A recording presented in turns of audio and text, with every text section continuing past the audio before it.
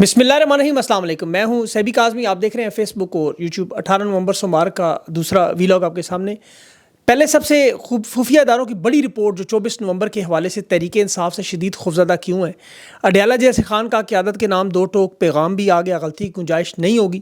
Bushra be be بھی اس وقت جو ہے وہ حکومت کو تگنی کا ناچ نچا رہی ہیں، مجبور ہو گئے ہیں، دوبارہ کردار کشی کی مہم، گرفتاری کی کوشش میں بھی ناکام ہوئے۔ اور نون لیگ اور فوج کے درمیان ایک دفعہ پھر جو اختلافات شروع ہو گئے، خفیہ ادارے متحرک ہو چکے۔ اور اس وقت جو دفعہ 144 کنٹینر 400 کے قریب کمپنی کی تیاریاں کیا ہیں، اور انہوں نے اپنے لوگ بھی چھوڑ دیے، طلال چودھری معاف کیجیے گا اور فیصل واڈا سمیت اون چودھری۔ دوسری طرف تحریک انصاف کی تیاریوں میں بھی ایک نیا ٹوسٹ آیا ہے۔ پنڈی اسلام آباد کے ارد گرد بہت سے لوگ پہنچ کے مزید سرپرائز کیا آ رہے ہیں۔ پرویز الہی کی انٹری بھی ہو رہی ہے۔ اسلام آباد جو 6 ججز کا خط تھا، ان میں سے کل ایک جج کا بڑا اہم خطاب بھی ہے، اور کوٹ لکھپت جیل میں ٹرائل میں فرد جرم بھی ہوئی۔ اور دفتر خارجہ نے امریکی کانگریس میں عمران سے منت ترلا شروع کر دیا، وضاحتیں شروع کر دی، معافیاں تلافیاں شروع کر دیں، اور کہہ رہے ہیں خبریں سچ نہیں ہیں۔ بہرحال تحریک انصاف کی کال میں اس وقت 5 دن رہ گئے، تفصیل سے بات کرتے ہیں۔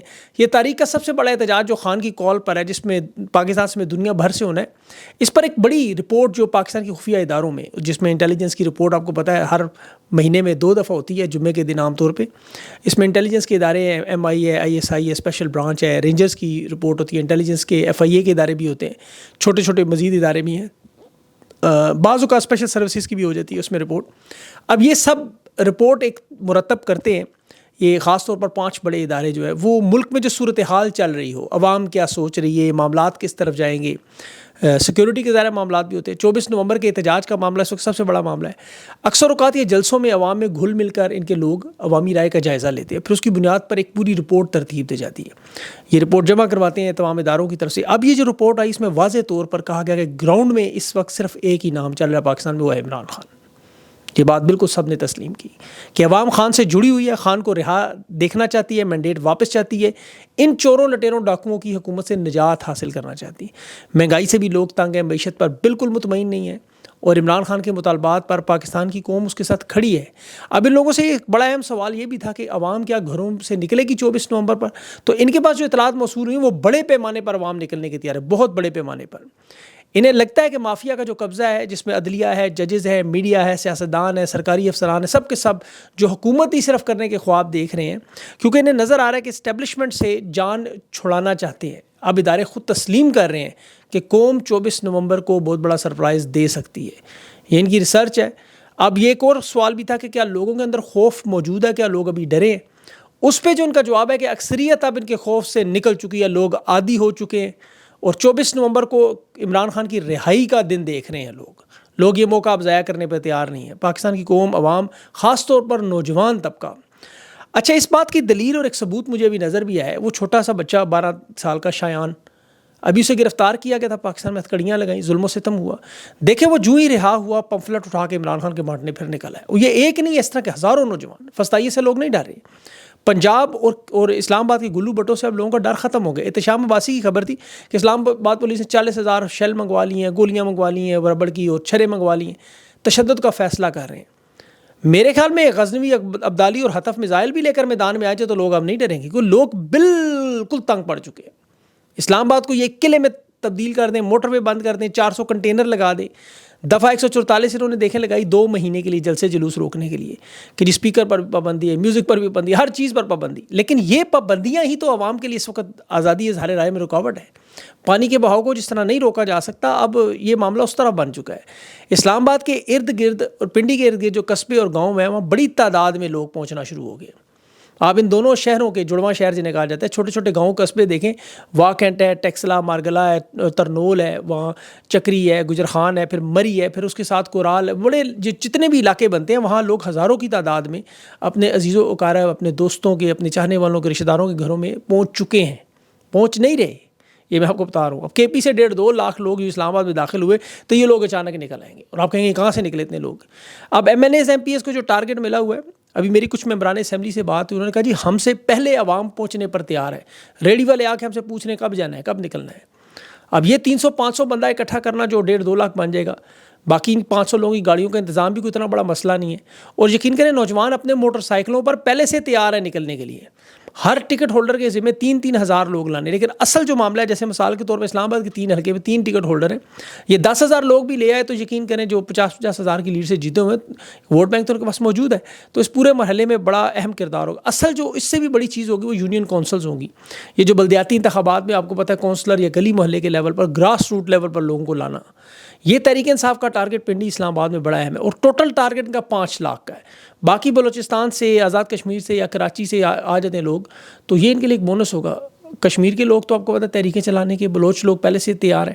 صدام ترین آپ نے دیکھا پچھلے دھرنے میں بھی وہ بڑا تگڑا رول آخری لمحے تک کردار ادا کرتا رہا. ابھی کشمیر سے بھی سردار عبدالقیوم نیازی ہیں، وہاں سے بڑا ماحول بنایا ہوا. 3 دن سے مسلسل ورکر کنونشن چل رہے ہیں. وہ ذیشان حیدر نوجوان وہ جو گرفتار ہوا تو وہ بھی ڈیچو کے وہ بھی متحرک ہیں، اور بھی ان کے سارے لوگ کام کر رہے ہیں، معاملات ان کے چل رہے ہیں. احتجاج کے بارے میں اب بہت سی چیزیں ایسی ہیں جو قبل اس وقت آپ کے سامنے رکھنا مناسب نہیں ہے. اس لیے میں کوشش کرتا ہوں کہ وہ زیادہ بڑے طریقے سے بات کروں. خان کے بیان کی طرف چلتے ہیں. خان نے تو 2 ٹوک پارٹی رہنماؤں کا جو احتجاج میں شامل نہیں ہوگا اس کا تحریک انصاف سے کوئی واسطہ ہی نہیں. بہتر ہے کہ وہ خود ہی چھوڑ کے چلا جائے. خان کے یہ بیانات بڑے اہم ہوتے ہیں، غور سے سنا کریں اور انہیں شیئر ضرور کیا کریں. آنکھیں بند کر کے شیئر فوراً. خان پر چونکہ میڈیا کی سینسرشپ کی پابندی ہے، یہ خان کا بیان نشر نہیں کرتے. خان نے جو کہا نا کہ چیلنج ایکسیپٹ کر لیا ہے، تحریک انصاف ہر مشکل کے لیے تیار ہے. اور جو اکثر جو بڑی بات آپ سنتے ہیں کہ پنجاب پولیس سے عمران خان نے بھی کہا کہ پوچھتے کیوں مارتے ہو لوگوں کو، پنجاب حکومت سے پوچھے کیوں مارتے ہو ان بے گناہوں کو، وہ کہتے ہیں فوج کہتی ہے. عمران خان نے کہا یہ قومی ادارہ ہے، یہ کسی شخص کی پارٹی نہیں ہے. قومی سلامتی کے ادارے کو اب تو وہ برباد کریں، بدنام کریں، لوگوں کے اندر نفرت پیدا کریں. ان لوگوں نے تو بھاگ جانا ہے، لیکن یہ قوم یہ ادھر ہی ہے. خان نے قوم کو بھی کہا کہ آپ لوگ پہلے چھوٹے غلام تھے، اب مکمل غلام بن چکے ہیں. ووٹ آپ نے دیا، نمائندے آپ کے نہیں آئے، وہاں چور ڈاکو بیٹھ کے آ کے اپنی آزادی کا فیصلہ کریں خود.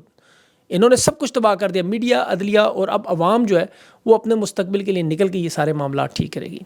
دیکھیں عمران خان کو آج بھی اپنے ورکرز کی فکر ہے. وہ آج بھی کہہ رہا ہے مجھے ملٹری کورٹ یا عدالتوں سے کوئی پرواہ نہیں. اور جو نوجوان وہاں موجود ہیں ان کی حراست میں، 3 نوجوانوں نے خودکشی کی کوشش بھی کی، انہیں بعد میں دیگر قیدیوں سے الگ کر دیا گیا. عمران خان کو ان کی فکر ہے. اور عمران خان کی جو انصاف ہے وہ عدالتوں سے تو ہوگا نہیں. آپ کو پتہ ہے وہاں تو عمران خان کے بقول ایک کرنل اور ایک میجر عدالتوں میں مداخلت کرتے ہیں. جو پنجاب پولیس سے جس طرح پوچھتے ہیں وہ کہتے ہیں جی ہم ان کی بات مانتے ہیں. تو یہ سارا معاملہ تو وہی لوگ کر رہے ہیں جو ابھی بھی آپ کے سامنے وی پی این کا معاملہ آپ دیکھ لیں. اور وہاں کون بیٹھے ہیں وی پی این 1 دسمبر کو جو کہہ رہے ہیں کہ ہم وہاں سے تیزی لائیں گے، آپ دیکھیں وہاں کون بیٹھے ہیں. پاکستان ٹیلی کمیونیکیشن اتھارٹی کے چیئرمین وہ ریٹائرڈ میجر جنرل حفیظ الرحمان صاحب ہیں. اب وہ کہہ رہے ہیں جی کہ وی پی این کے بغیر انفارمیشن ٹیکنالوجی انڈسٹری نہیں چل سکتی تو نہ چلے. آئی ٹی کا اگر بزنس اس نے کرنا ہے اور وہ چاہتا ہے بزنس ڈسٹرب نہ ہو تو وہ وی پی این رجسٹرڈ کرائے، جو نہیں کرائیں گے وہ فارغ. اور خود مان بھی رہے ہیں کہ فری لانسر سالانہ $40 کروڑ کا نقصان ہوگا، لیکن ٹھیک ہے ہونے دو. 30 نومبر کی ڈیڈ لائن ہے، پہلی سے انہوں نے کہا بند کر دینا. اب میں نے یہ ساری تحقیق کی کہ یہ فارمولہ لائے کہاں سے، انہوں نے کیا کیا، یہ چین سے لائے. وہاں وی پی این پہ بڑا سا کنٹرول ہے، رجسٹریشن کی جاتی ہے. وہاں بھی فائر وال آپ سنتے تھے، انٹرنیٹ سینسرشپ وہاں سب سے زیادہ ہے. اب فائر وال کو جو عبور کرتا ہے وی پی این، وہاں چین میں وزارت صنعت انفارمیشن ٹیکنالوجی جو ہے انہوں نے بھی اسی طرح کے ہی منصوبے بنائے جو پاکستان میں بنے ہیں. وہاں بھی پہلے لائسنس لینا پڑتا ہے. میں نے آج وہ بڑی دیر بات کی، چینی وہاں لوگ ہیں. اب چینی کمپنیاں جو کام کرتی ہیں، جو بزنس کرتے ہیں یا اوورسیز، انہیں اجازت دی جاتی ہے رجسٹرڈ کروا کے. انہوں نے بھی یہاں پہ وہی بالکل طریقہ، لیکن بھول کے ان کی اکانومی ٹریلینز میں آپ بھوکے مر رہے ہیں بھائی. آپ کو قرضہ نہ ملے آپ نے ویسے ہی مار جانا ہے بھوکے. تو یہ سخت سینسرشپ جو ہے جو انٹرنیٹ سے وہاں دیکھیں چین میں پھر بھی لوگ وہاں بچ کر اپنا کام کر جاتے ہیں. اب وہاں پہ چونکہ گوگل کے مقابلے میں انہوں نے واٹس ایپ کے مقابلے میں اپنی ایپس بنائی ہوئی ہیں، سارے اپنے پلیٹ فارم بنائے، تو لوگوں کو اتنی ضرورت نہیں پڑتی. اس کے باوجود خفیہ وی پی این چین میں بے تحاشا استعمال ہوتے ہیں، کوڈ ورڈ استعمال ہوتے ہیں، امیجز استعمال ہوتے ہیں، میمز استعمال ہوتی ہیں. اور پھر جو اوورسیز چائنیز ہے وہ ان کو ٹویٹر یا ریڈٹ تک پہنچا کے شناخت چھپا کے فرضی نام سے اکاؤنٹ سے لوگوں کو ساری معلومات پہنچا دیتے ہیں حکومت کی. اسے بلاک چین ٹیکنالوجی کے ذریعے یا ڈی سینٹرلائزیشن نیٹ ورک کے ذریعے. اب ٹور براؤزر میں نے آپ کو اس دن بتایا تھا TOR، یہ استعمال کریں. یہ شناخت بھی چھپاتا ہے، آپ کی رسائی بھی کرواتا ہے. پھر اس کے علاوہ پراکسیز بنتی ہیں، جو پڑھے لکھے لوگ اس میں مدد کریں ہماری سب کی. مرر سائٹس بنانے میں ہماری مدد کریں. کیسے بنے گی؟ جو لوگ جاننے والے رابطہ کریں. یہ جو بلاک شدہ ویب سائٹس ہیں، وہ تو آپ کو پتا سوشل میڈیا کی ساری سائٹس ہیں. ان پراکسیز کو بنا کے کیسے کھولا جا سکتا ہے، کیسے اپنی شناخت چھپا کے ویب سائٹس تک پہنچا جاتا ہے. ویسے تو آپ گوگل پہ جائیں، ان کی جو مشہور پراکسی سروسز ہیں وہ آپ کو مل جائیں گی کافی ساری. دوسرا طریقہ تو وہ مرر سائٹس بنائی جاتی ہیں جس میں جیسے آئینہ، شیشہ، مرر وہ والا وہ جس میں کسی ویب سائٹ کو جب بلاک کرتے کسی میں تو ایک سرور کے مطلب جو لوڈنگ ہوتی ہے اس کو تقسیم کر کے بیک اپ کے طور پر سائٹ کو استعمال کرتے ہیں. اب اس میں زیادہ تر جو مواد جو ہے اکثر وہ ضائع ہونے کی سے بچانے کے لیے اس کو حصوں میں تقسیم کرتے ہیں. یہ ایک پورا ٹیکنیکل کام ہے اور یہ بلاک شدہ ویب سائٹ کو پہنچنے کے لیے راستہ تو ضرور ہے, لیکن اس میں جو بہت سارے ایکسپرٹ ہی آپ کو تفصیل بتا سکتے ہیں, لیکن میں سمجھتا ہوں جو بیرون ملک چائنیز جس طرح وہاں پہنچ کے پیغام پہنچاتے ہیں. اب آپ یہاں یہ دیکھیں کہ جو چائنا کے لوگ دنیا بھر میں وہ 5 کروڑ ہیں, جو امریکہ, یورپ, ایشیا, آسٹریلیا وغیرہ میں, لیکن اس اعتبار سے پاکستانی اگر آپ دیکھیں تو 1 کروڑ ہے پوری دنیا میں. تو یہ اتنا بڑا فرق نہیں ہے چین کے مقابلے. اب 1 کروڑ اوورسیز پاکستانی بہت بڑا اثاثہ ہے اور انہی نے اس سارے معاملے میں کردار ادا کرنا ہے. ان لوگوں کو سوشل میڈیا پہ بھی سب سے زیادہ ایکٹیو ہونا ہوگا. بے شک آئی ڈیز چھپائیں, شناخت چھپائیں, لیکن آپ کو اپنا کام کرنا ہوگا. یہ بہت بڑا کام ہے. دیکھیں حکومت نے یہ سارا معاملہ کیا کیوں, آپ یہ سوچیں اس کو. یہ ایکس کو, ٹویٹر کو کیوں انہوں نے روکا, کیوں بند کیا ہے؟ انہیں شکایات ہیں, یہاں سے گالیاں آتی ہیں. اچھا یوٹیوب پر وہ تبتے تھے کہ یہاں پر کھل کے ہماری ساری باتیں بتا دی جاتی ہیں. اب فیس بک ہو, یوٹیوب ہو, ٹویٹر ہو, ان پر انہیں تنقید برداشت نہیں ہوتی. مین اسٹریم میڈیا تو انہوں نے ویسے ہی آپ کو پتہ سارے کا سارا خریدا ہوا ہے, اشتہارات ان کو اتنے دے دیے. خود پنجاب حکومت کہتے ہیں ان کو اب تو ضرورت نہیں آنے والے دنوں میں. تو پاکستان کی قوم کا ذہن سازی میں تو لوگ ناکام ہو گئے. اب دوسرا, عمران خان کی سب سے بڑی طاقت سوشل میڈیا ہے. اب سوشل میڈیا پہ خان کا پیغام جیسے میں نے آپ کو بتایا آپ آگے لاکھوں لوگوں تک پہنچائیں گے. اب خان کی طاقت کو یہ تقسیم کرنا چاہتے ہیں, توڑنا چاہتے ہیں. اب سوشل میڈیا آپ کو پتہ ہے انگیج ہوتا ہے سب سے زیادہ. اب یوٹیوب کے ویلاگس ہوں, ٹویٹر کی ٹویٹس ہوں, فیس بک کی پوسٹ ہوں, انسٹاگرام پہ تصاویر ہوں, ٹک ٹاک کی ویڈیوز ہوں, یہ سارا معاملہ اوورسیز پاکستانیوں کے ہاتھ میں. جس طرح یہ احتجاج اوورسیز پاکستانیوں کا اہم معاملہ ہے, اور اس پہ دیکھیں عمران خان نے بھی بڑا اہم کہا کہ اوورسیز پاکستانیوں کا اس میں کردار ہوگا. اب میں بات کرتا ہوں نواز شریف صاحب کی, جو ابھی بلاول مائنس کر کے بلاول لانے کی جو کوشش ہے, اس میں دیکھیں باقاعدہ طور پر ابھی لندن جنیوا سے جو ایئر فورس کا جہاز استعمال کیا گیا, جو خبریں عام طور پر چھپائی جاتی تھیں, یہ خود خفیہ اداروں کے ٹویٹر ہینڈل سے, آپ کو پتہ ہی اوپن سورس انٹیلیجنس کے نام سے ٹویٹر ہینڈل ہے, اسٹارٹ کام بیورو کے نام سے, انہوں نے پوری تفصیل چھاپ دی کہ مریم نواز کیسے نکلی ملک سے. ایئر فورس A319 جہاز ایئر لائن سے وزیر اعظم ہاؤس سے کیسے حکم آیا کہ برطانیہ سے استنبول اور پھر وہاں لے کے جائیں, اور پھر انہی 9 لوگوں کو واپس لے کے آئیں. باقاعدہ ان کا فلائٹ کا ڈاٹا بھی لیک کر دیا. یہ اوپن سورس انفارمیشن ٹیکنالوجی نام انہوں نے رکھا ہو, لیکن ہے وہ خفیہ اداروں کا ہی کہوں. اب یہی اسحاق ڈار کو بھی لے کر آئے تھے, اس کی خبر بھی انہوں نے دی ہوئی تھی. اب ایئر چیف کے بھائی کی بھی توسیع ہوئی ہے. ان کا بھائی نون لیگ سے NA65 سے نصیر سدھو, آپ کو پتہ ہے ان کے بڑے تعلقات ہیں نون لیگ کے ساتھ. تو ان کے لیے تو جہاز جو ہے ٹیکسی بنا ہوا ہے, جدھر مرضی لے جائے. لیکن یہاں عوام کے سامنے سارا معاملہ اس طرح کھول کے رکھ دینا خفیہ اداروں کی طرف سے, نواز شریف صاحب کے معاملات بگڑ چکے ہیں. اس کی وجہ دیکھیں کیا ہے کہ صدیوں کا بیٹا چلا گیا. ظاہر ہے صدیوں کے بیٹے کے جانے کے بعد جیسا قاضی چلا گیا, صدیوں کا بیٹا گیا, تو یہ ان کی واقعی طاقت بہت ساری ٹوٹ چکی ہے. نواز شریف کا اب خفیہ اداروں میں وہ اثر و رسوخ نہیں رہا. ایئر فورس کی اس خبر کو لیک کرنا یہ بہت بڑا سوالیہ نشان ہے, کیونکہ مجرم لوگ ہیں یہ. مجرمہ کو استنبول سے لندن لانا, اب بھی دیکھا جائے تو 9 دن کا خرچہ کس نے دیا, کس کی جیب سے پیسے لگے. وہ ان کی جو عظما بخاری صاحب ہیں, معاف کیجیے گا, وہ تو کہہ رہی تھی کون سی قیامت آ گئی چلیں گی باہر کو, انہوں نے ہاتھ سے اسموک تھوڑی روکنی تھی. ہاتھ سے تھوڑی روکنی تھی, کس نے کہا, وہ تو خفیہ اداروں نے بارش کروانی ہے بغیر. اور وہ طلال چودھری صاحب تو بھی PTV پر بیٹھ کے گلے میں گلے میں ٹائی باندھ کے گھٹیا گفتگو کرنا شروع ہو گئے اس کے اوپر, بشرا بی بی کے اوپر.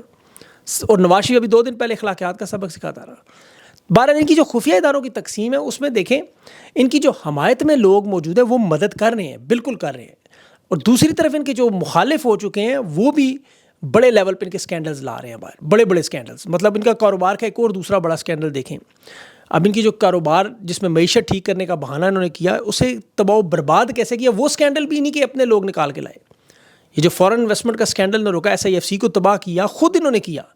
انڈیپینڈنٹ پاور پرووائڈر کا آپ نے نام سنا ہوا ہے. انڈیپینڈنٹ پاور پرووائڈرز جو کیپیسٹی پیمنٹس حکومت سے لیتے تھے, ان کی حکومت پاکستان کے ساتھ 5 سال تک کے معاہدے تھے, 2027 میں ختم ہونے تھے. 5 کمپنیوں کے ساتھ باقاعدہ زبردستی معاہدے ختم کیے گئے. بظاہر عوام کو سالانہ 60 ارب کا فائدہ, اور ان کے مالکان کو کس طرح بلا کر بلیک میلنگ کر کے, زور زبردستی سے دھمکیاں دے کے, ایک کو 4 مرتبہ انہوں نے ڈرا دھمکا کے اس کے اہل خانہ کو زبردستی معاہدے تبدیل کروائے. وہ چیف ایگزیکٹو ہے شاہ عبداللہ, اس نے وزیر اعظم شہباز شریف کو خط بھی لکھا, اسے ECL سے نکال کے انہوں نے جہاز سے بٹھا لیا باہر. اس نے کہا ظلم و زیادتی سے معاہدے تبدیل کروا رہے ہیں کہ جی ہپکو سے انہوں نے 50 ارب کا معاہدہ کہتے ہیں جی ایسے ہی ختم کروایا. معاہدے غلط ہیں ٹھیک ہے, لیکن بلیک میلنگ سے, دھونس سے, زور زبردستی سے کرنے کا نقصان یہ ہے کہ یہ اب دنیا میں کوئی انویسٹر پاکستان میں نہیں آئے گا. یہ بزنس کمیونٹی کی آپ کو پتہ ہے بڑی چھوٹی سی کمیونٹی ہے, اور یہ ارب پتی لوگ ہیں, ان کے بڑے تعلقات ایک دوسرے سے, یہ کوئی عام لوگ تھوڑی ہیں. ان کے 2 منٹ میں ساری بات. اور یہ ان کے مخلص تو ہے نہیں, یہ کیپیسٹی پیمنٹ اور پاکستان کے لوگوں کے ساتھ, یہ صرف ان کمپنیوں پر ہاتھ سیدھا کر رہے تھے. ورنہ سب سے پہلے شریف خاندان کے چنیوٹ والے پاور پلانٹ پر ہاتھ ڈالتے, جسے صرف 3 مہینے میں 63 کروڑ کی کیپیسٹی پیمنٹ, 3 مہینے میں. اور کتنی بجلی انہوں نے تقسیم کی, کتنی بنائی, کوئی آڈٹ نہیں. یہ 2013 میں نواز شریف وزیر اعظم بنا تھا تو چنیوٹ پاور پلانٹ بنایا گیا تھا. 2014 میں سلمان شہباز کو اس کا لائسنس ملا تھا. اب انہوں نے رمضان شوگر مل کو بجلی کے نام پہ بنایا ہوا تھا, واردات کے یہاں سے ہم نے دے رہے, پھر اس کے شہباز شریف کے, اس کے حمزہ شہباز کے ڈیری فارمز تھے, پلانٹس تھے, ان کے اپنے ملک پروڈکٹس تھے, ان کے رمضان شوگر مل تھی. تو ان چیزوں کو انہوں نے کہا جی ہم اس پلانٹ سے سپلائی کریں گے, وہاں سے بھی مال کمانا ہے, یہاں سے بھی کمانا ہے. تو ان لوگوں کو کچھ نہیں کہا گیا, جبکہ ان لوگ جو دوسرے لوگ تھے ان ساروں کو رگڑ دیا. یہ پوری لسٹ ہے, اس میں جہانگیر ترین بہت سارے اور بھی لوگ ہیں, لیکن ان لوگوں کو کچھ نہیں کہا. اور ان سب لوگوں کو پکڑنے کا مقصد صرف یہ تھا کہ پاکستان میں اب کاروبار آئے ہی نہ بالکل. تو وہ ان کی خواہش پوری ہو جائے گی. اب لوگ نہیں آئیں گے, پہلے ہی نہیں آ رہے تھے, بالکل ہی نہیں آئیں گے. تو پتہ نہیں ہے کہاں سے. ابھی وہ آئی ٹی کی وہ منسٹر کہتی جی اب برآمدات ہماری بڑھ گئی ہیں, ایکسپورٹس. بھائی کیسے بڑھ سکتی ہیں آپ کی ایکسپورٹ؟ آپ نے لوگوں کو چڑیا سمجھا ہوا ہے. آپ کے ملک میں انٹرنیٹ ہی نہیں چلتا تو ایکسپورٹ کیسے چلیں گے آئی ٹی کی؟